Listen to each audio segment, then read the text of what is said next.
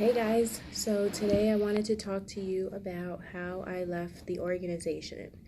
So it didn't just happen overnight. There were a lot of things that I needed to figure out, including whether I had the strength to actually go through with it. So after sorting out some things in my personal life, I basically just faded away from the organization.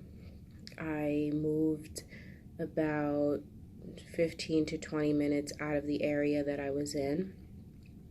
Of course, the elders did try to contact me, and I avoided them as much as possible. And I basically told them the truth. Like, listen, I'm going through some things. I really don't want to talk, because at that time I wasn't sure if I could fully go through with my decision. My decision was completely solidified by watching the Australian Royal Commission. After seeing that, I was already living out on my own, and I knew that it wasn't something that I could return to. So, as I said, I was fading away. That actually went well for a couple of years. I didn't run into anyone. I blocked numbers from people that I did not want to talk to. So what eventually happened was I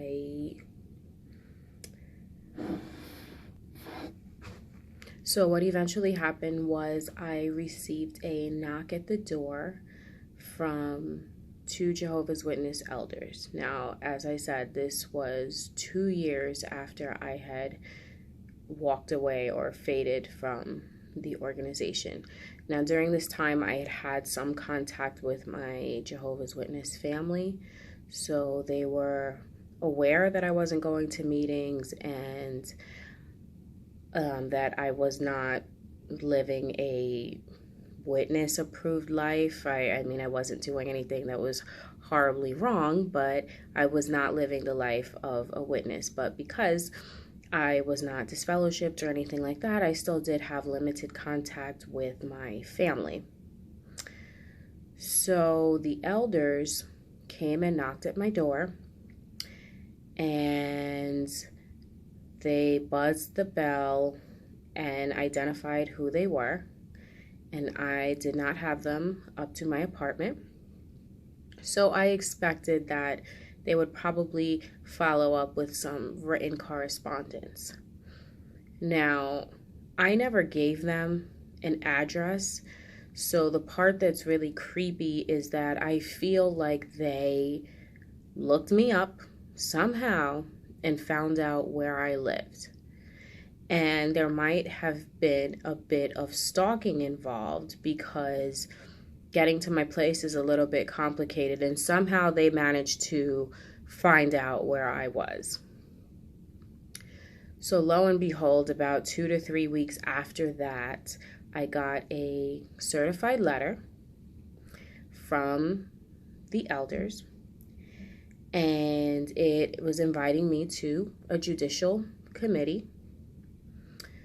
I had absolutely no intentions of meeting with them, because as far as I was concerned, I did not come under their authority. I wasn't going around saying that I was a witness, so there really wasn't anything to talk about. I was living my life the way that I saw fit. So I actually tried to buy myself some time, and I reached out to a lawyer and had a lawyer draft a letter stating that I would not be attending the judicial committee and that I would like to be left alone, and to please respect my privacy, and to, if they have any further concerns, to go through the lawyer, and that she would communicate those to me. The reason why I did that was because, according to the Elder's Manual, which is the Shepherd the Flock book, it's actually available online. If you Google it, you can find it. It says that if there's any correspondence from a lawyer, they are to stop the judicial action and reach out to the branch and get the branch's advice. Well, I don't think they did that, because from my experience as a witness, the branch takes forever to respond. And within 1 week after sending them that letter, I get a notification in the mail going against what I asked. The lawyer said, please do not communicate with her anymore. They still did it.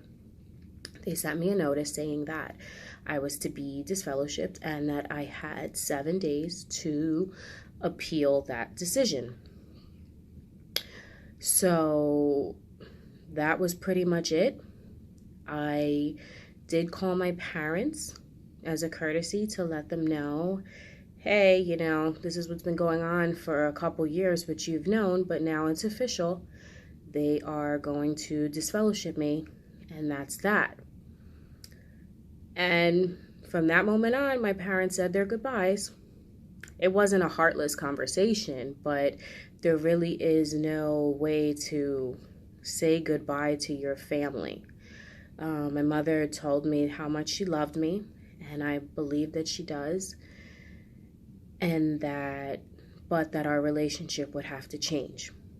And we both acknowledge that in order for anything to sever our relationship, it would have to have been something that was super passionate or something extremely important to the both of us to let anything come between us.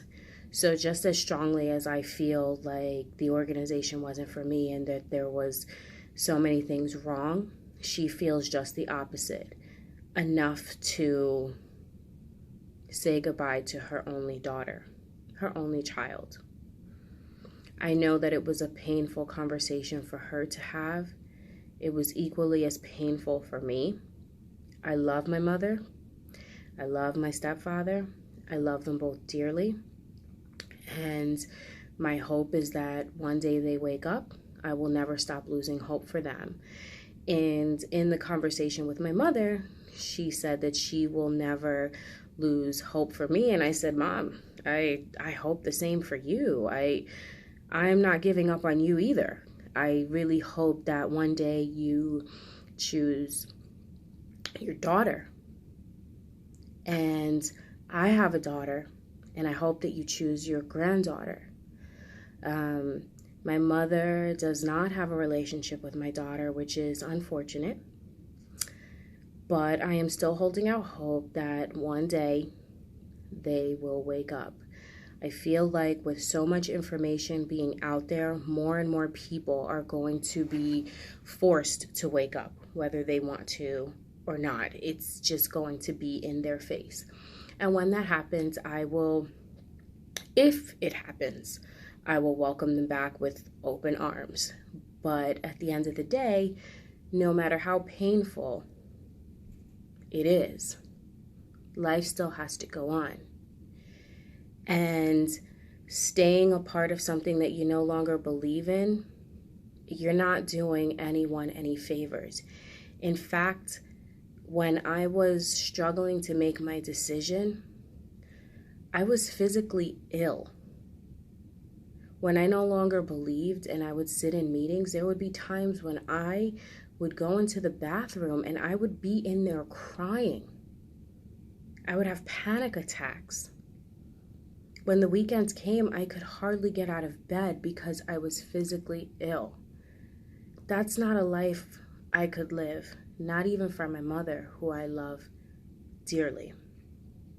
So that's a story about how I left. And so it's been June of this year made 1 year officially that I was disfellowshipped from the organization. But I think that they did me a favor. In all honesty, I did not have any intentions of submitting a disassociation letter because in my mind that is playing by their rules and I didn't hold them to any level of authority. So them disfellowshipping me was just like, it was closure for me. I wasn't looking over my shoulder. Even though I had stopped doing that, it was more official. I also didn't have to deal with JW friends or family trying to bring me back in. Because once that announcement is made, they cut you off. It's like you never existed. So that there's closure in that. And it doesn't mean that it's not painful. I would love to hear from my mother. It's been a year since I spoke to my mother. And as a mom myself, you need your mom. And I don't have that. But I'm still thriving. My life is still going on, and my life is very full. I have my own family now, and I still wish happiness for my parents. So my message is, if you are thinking about leaving, take your time. Make sure that you have all your resources in place. I was very fortunate to have a career that I had been in for a long time. So, and in the Jehovah's Witness world, it's less common for women to have careers where they can support themselves. They are usually, or sometimes, dependent on their husbands, which can make leaving more difficult, but that doesn't mean that it's impossible. It just may take more time. But take the course that is best for you. The reason why fading, I feel like, worked for me was because it sort of warmed me up to the idea of losing my family. Of course, nothing is going to fully prepare you for that loss, but we were having limited contact at that point anyway, because I wasn't going to meetings, so the interaction was different. When I would interact with my mother, it was more so, well, when are you going back? Or trying to be encouraging to me as opposed to just being my mother. So it was a guilt trip that was laid on me every time. But disfellowshipping takes that away. So that part of it, you do get some closure. But if you have, some people aren't given an option. Some people are just kicked out and disfellowshipped right off the bat, and they don't have the option to fade away. If that happens to you, then get whatever help you need. Try to get a support system as soon as possible. I will say that what was very, very helpful to me was having a wonderful support system. When I tell you that my coworkers treated me like family. I was offered places to live. I was just offered so much comfort, love, and support. My coworkers were there for me, and my daughter. They threw me a baby shower. And actually 2 baby showers. My coworkers threw me 2 baby showers, and my non-Jehovah's Witness family threw me 1 shower. So I did have support.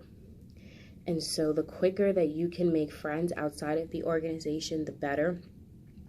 One thing that I had to my advantage was that I was never the type of Jehovah's Witness that didn't associate with non-Jehovah's Witnesses.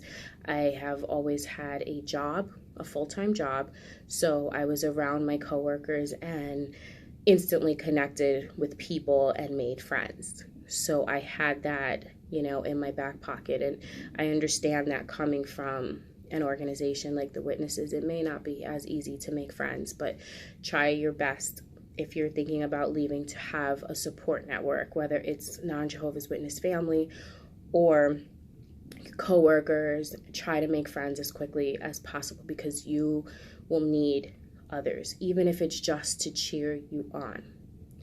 The other thing is doing things to build your own confidence, because you naturally feel like you're going to fail. Anytime you would hear stories in the organization about people leaving, they were never good stories. It was always this person ended up, on the streets. They became a drunk and a drug addict. You would literally hear the worst case scenarios. And even if you knew that that wasn't going to happen to you, you're just like, what am I going to do? Who do I call if I have, no friends, no family. What am I going to do if I get myself into a jam? And that's why you need a support system, and you also need to build your confidence and know that there's nothing that you can't do with time and with proper planning.